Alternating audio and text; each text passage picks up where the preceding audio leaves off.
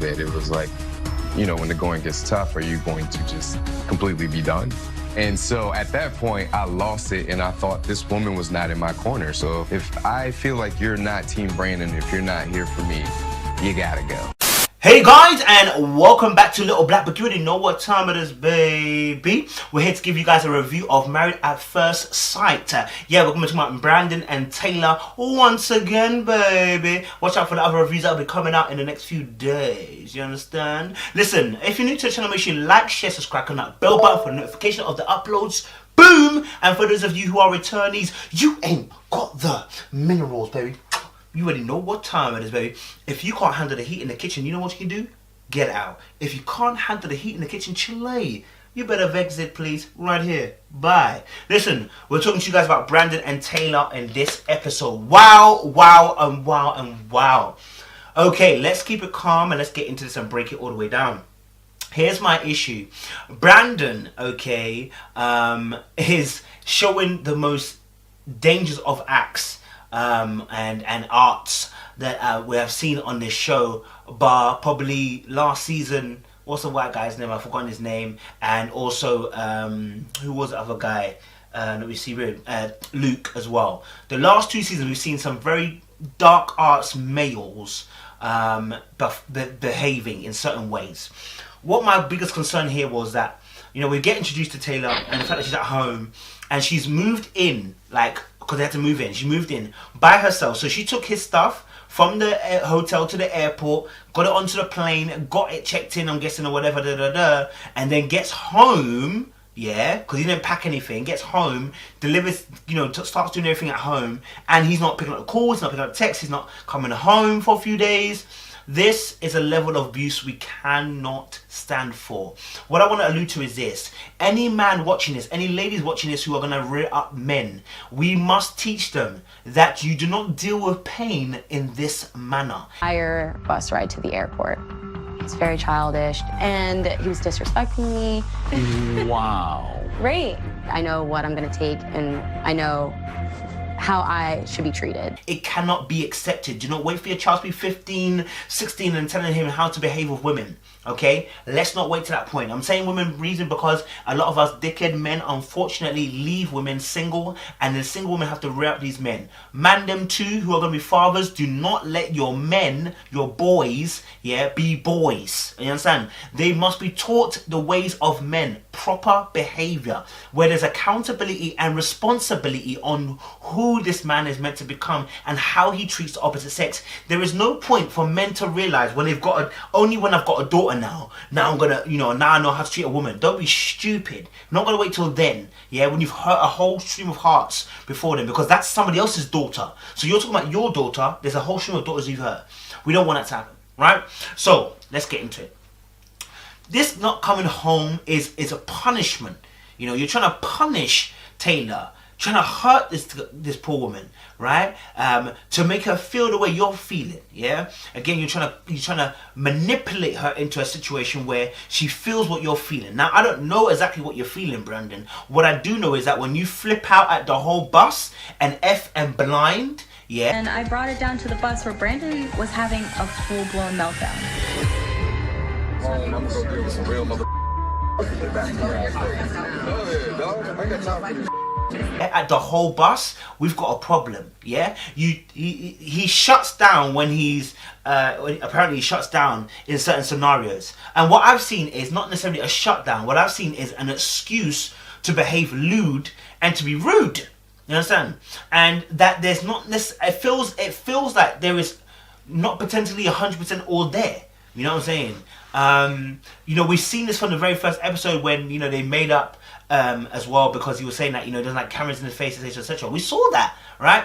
But then for us to fast forward now and be in a situation where he has to walk through the door just as Pastor Cal is talking to Taylor and explaining the situation, and he comes in with flowers, you must think that you're going to manipulate the situation again and think you're going to get over it by just handing out flowers. I'm good. How are you? Good?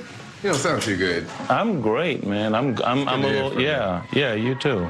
Absolutely. Well, dear, got you a little something just to show you that I am sorry for everything that's been going on.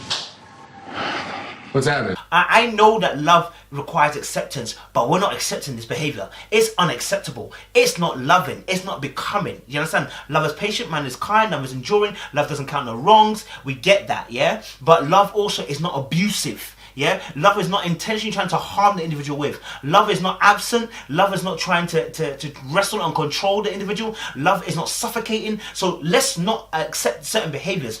This is why when Pascal said he's going to get onto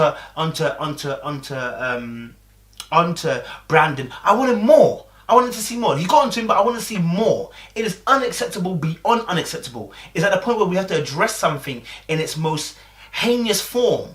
You coming through the door after 2 or 3 days, now with flowers, like as if it's all okay. No, it's not okay. And that apology that you gave was weak.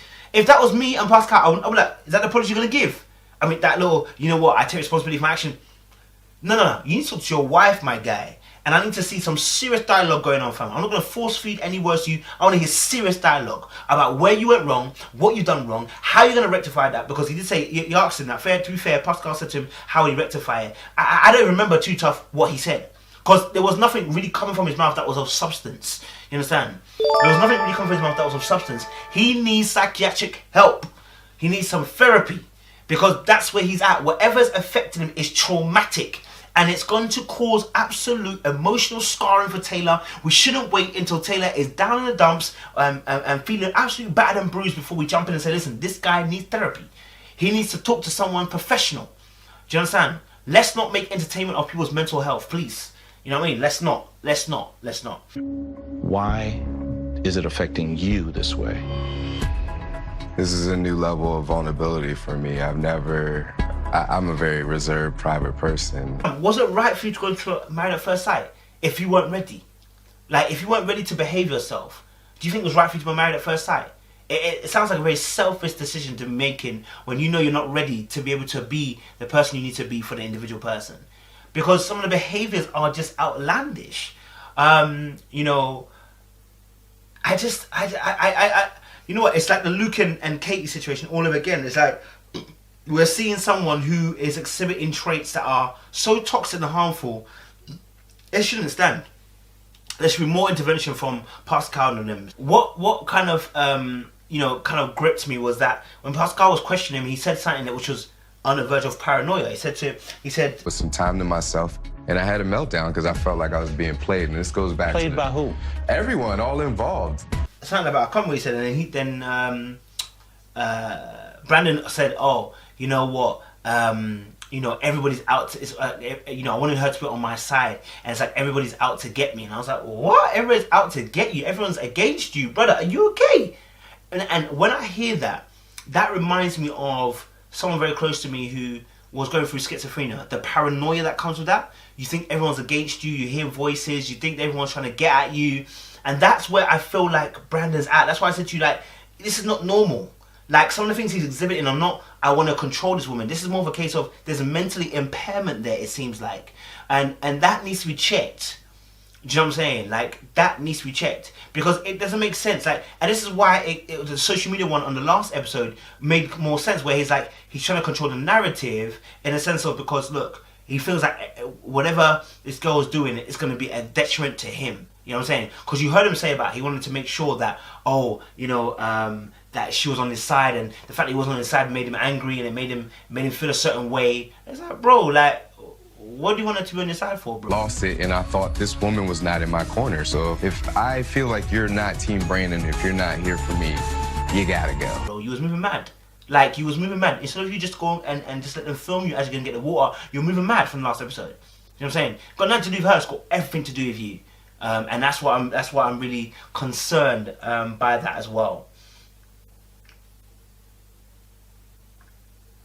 And obviously, for me, you know, Pascal said about manning up, and I'm like, I don't think this is a man up situation. I really think this is a situation where the experts have to really be involved to protect Taylor as well. I feel bad. I feel bad about how I've treated her. It's one thing to acknowledge, but then it's something else that after I acknowledge, I know how I'm going to change it. You know, Taylor hasn't done anything wrong. Bruv, she just tried to live her life. She's tried to be nice. You know, I think the empath in her really wants to, you know, love him and show him kindness. And she's always said it, like, you know, the Brandon that I get, you know, is great. You know, we get on well, but you're getting a side of Brandon which is scary. And I wanted to say this, ladies, listen, if you're in a situation like this, it is okay to walk away. Okay, now I know the good looks like it outweighs the bad. It does not. This is negative, toxic traits which are deadly and can easily turn into physical abuse. There have been words that have been spoken, deeds that have been done that have caused severe damage. And that's the thing, that's the point we have to make here, that this emotional torture can easily turn into physical abuse. And then by then, it could be too late because your life could be in the line.